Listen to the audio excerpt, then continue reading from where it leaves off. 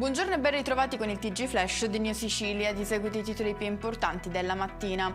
Dietro la sparatoria di Gela, in cui a luglio scorso è stato gabinzato un 33enne, ci sarebbe una rissa in discoteca. Finisce in manette un 27enne, infatti accusato di porto e detenzione di arma clandestina e ricettazione.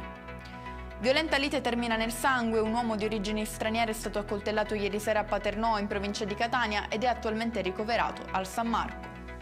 Incidente lungo la fondovalle Sciacca-Palermo, nella zona di Poggioreale. Lo scontro ha coinvolto un furgone e una Fiat 500, la cui conducente, una donna, è rimasta gravemente ferita e trasportata in elisoccorso. Ferite lievemente invece le 4 persone che viaggiavano a bordo dell'altro mezzo.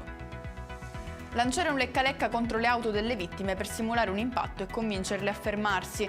Questa è la nuova tecnica escogitata da un pregiudicato siracusano a Catania, nuova frontiera della truffa dello specchietto.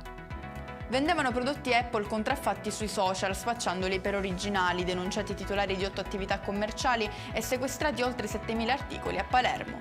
E con questo è tutto, prossimo appuntamento più tardi alle 19:30. Grazie per averci seguito, buon proseguimento di giornata.